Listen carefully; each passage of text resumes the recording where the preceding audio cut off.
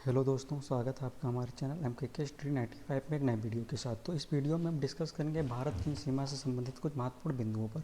तो जैसे भारत और चीन सीमा के बीच उसकी लंबाई कौन कौन सी है, और भारत के कौन से राज्य हैं जो चीन से सटे हुए हैं, और कौन सा एक ऐसा कौन सी यूटीज हैं जो चीन से लगे हुए हैं, और भारत और चीन के बीच की जो सीमा है उसको किस नाम से जानते हैं, और भारत चीन के प्रमुख कौन कौन से मुद्दे हैं।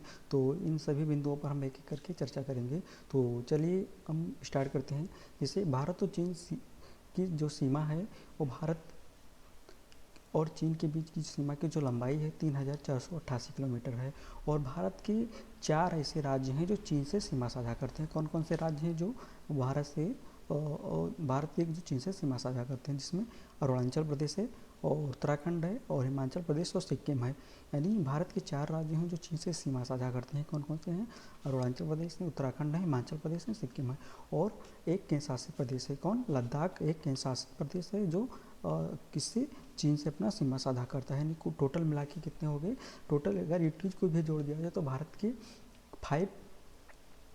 4 राज्य हो गए, 1 यूटीज चीन से सीमा साझा करता है। भारत और चीन सीमा के बीच की जो रेखा है, भारत और चीन सीमा के बीच की रेखा को मैक मोहन रेखा कहते हैं। क्यों? क्योंकि 1914 में भारत चीन तथा तिब्बत के मध्य शिमला समझौता हुआ। भारत 1914 में भारत चीन तथा तिब्बत के मध्य शिमला समझौता के परिणाम स्वरूप मैकमोहन रेखा खींची गई। और मैकमोहन रेखा का जो निर्धारण किया था हेनरी मैकमोहन ने किया था। यानी भारत और चीन के बीच की जो रेखा है उसको मैकमोहन रेखा कहते हैं। इसका निर्धारण 1914 में भारत चीन तथा तिब्बत के मध्य शिमला समझौता में किया गया, और इसका निर्धारण हेनरी मैकमोहन ने किया था। और इसके परिणाम स्वरूप इस रेखा को हेनरी मैकमोहन रेखा के नाम पर रखा गया। तो फिर देखते हैं LAC line of actual control 1962 के भारत चीन युद्ध के बाद खींची गई एक युद्ध विराम रेखा है। यानी LAC जो है लाइन ऑफ एक्चुअल कंट्रोल है, 1962 के भारत चीन युद्ध के बाद खींची गई एक विराम रेखा है, जिसको हम सीज फायर लाइन कहते हैं। अब चलिए हम देख लेते हैं भारत चीन के मध्य प्रमुख मुद्दे कौन कौन से हैं। यानी भारत और चीन के मध्य जो प्रमुख मुद्दे हैं उसमें है भारत चीन युद्ध। यानी भारत और चीन का जो युद्ध 1962 में हुआ था, एक प्रमुख मुद्दा ये हो जाता है। और दूसरा प्रमुख मुद्दा है जो भारत और चीन के बीच है, ब्रह्मपुत्र नदी का विवाद हो गया। और तीसरा है डोकलाम पठार विवाद हो गया। चौथा हो गया कालिदास मानसरोवर। और पांचवा हो गया वन बेल्ट वन रोड का।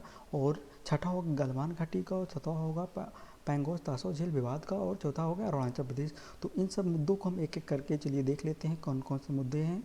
तो चलिए देख लेते हैं, स्टार्ट करते हैं। भारत चीन युद्ध। भारत चीन युद्ध 1962। यानी चीन ने ये भारत के अक्साई चीन वाले हिस्से पर, यानी जो ये है अक्साई चीन वाला जो मैप में देख रहे हैं, इस वाले जगह पे चीन ने 1962 में क्या किया गया? अवैध रूप से कब्जा कर लिया गया। तो इसी को क्या कहते हैं? Election line of actual control कहते हैं। 1962 के बाद भारत चीन युद्ध के बाद खींची गई एक विराम रेखा है। और पाकिस्तान ने 1963 में चीन को सक्षम घाटी का हिस्सा उपहार के स्वरूप में दे दिया। यानी सक्षम घाटी कहाँ? सक्षम घाटी तो यहाँ पे है पाक ऑक्यूपाइड कश्मीर में है। कौन सा? सक्षम वैली है। और सक्षम वैली को क्या किया?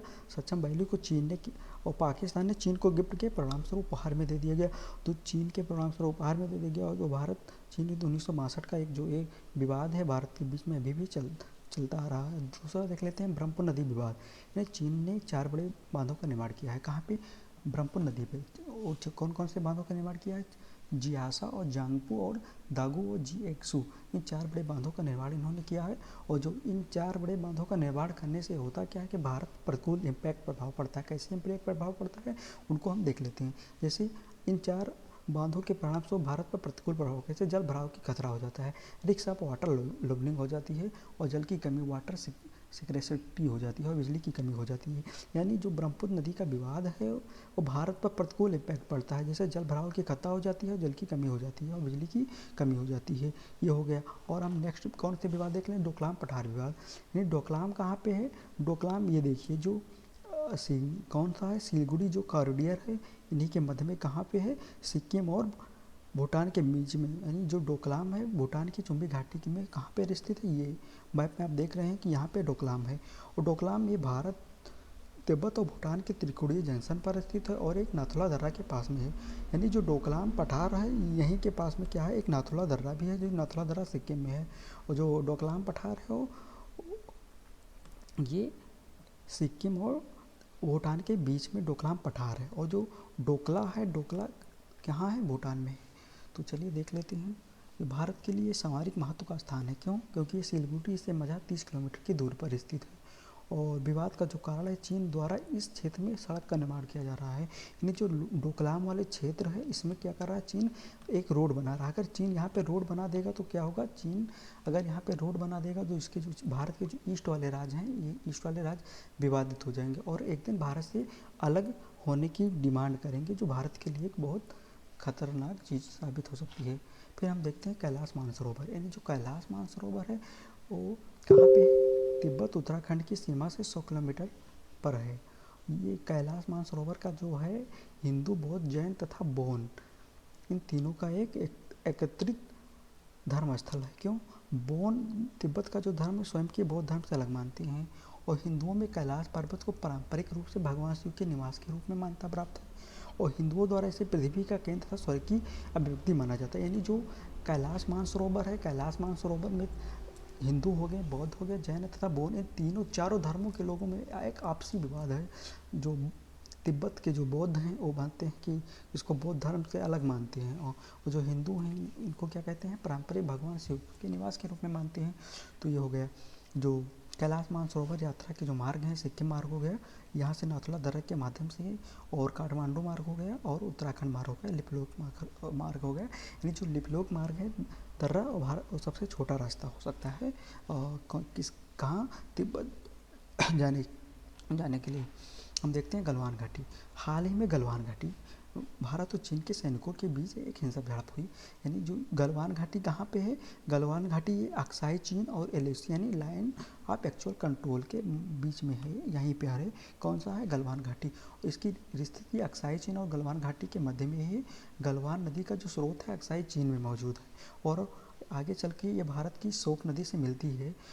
और यानी विवाद क्या है, जो गलवान नदी का जो स्रोत है अक्साई चीन में है और अक्साई चीन से जो निकलने वाली जो नदी है, शोक नदी है, वो आके भारत में मिलती है। विवाद का जो कारण क्या है, चीन के लगभग सभी मानचित्रों में संपूर्ण गलवान घाटी को चीन के नियंत्रण वाले क्षेत्र का हिस्सा दिखाया जाता है। ये हो गया गलवान घाटी।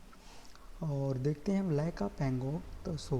यानी भारत और चीनी सैनिकों के बीच पैंगोंग त्सो झील के बीच समीप लद्दाख में तनाव की स्थिति देखने को मिली। कहाँ पे ये है, आप अगर देखेंगे ये लाइन ऑफ एक्चुअल कंट्रोल, अगर लाइन ऑफ एक्चुअल कंट्रोल के पास में आप यहाँ देखेंगे एक है पैंगोंग त्सो झील। पैंगोंग त्सो झील है, एक लैंडलॉक झील है और ये लद्दाख हिमालय में 14,000 फुट से अधिक की गहराई की ऊंचाई पर स्थित एक लंबी संकरी गहरी एंडोथर्मिक लैंडलॉक गहरे पानी की झील है।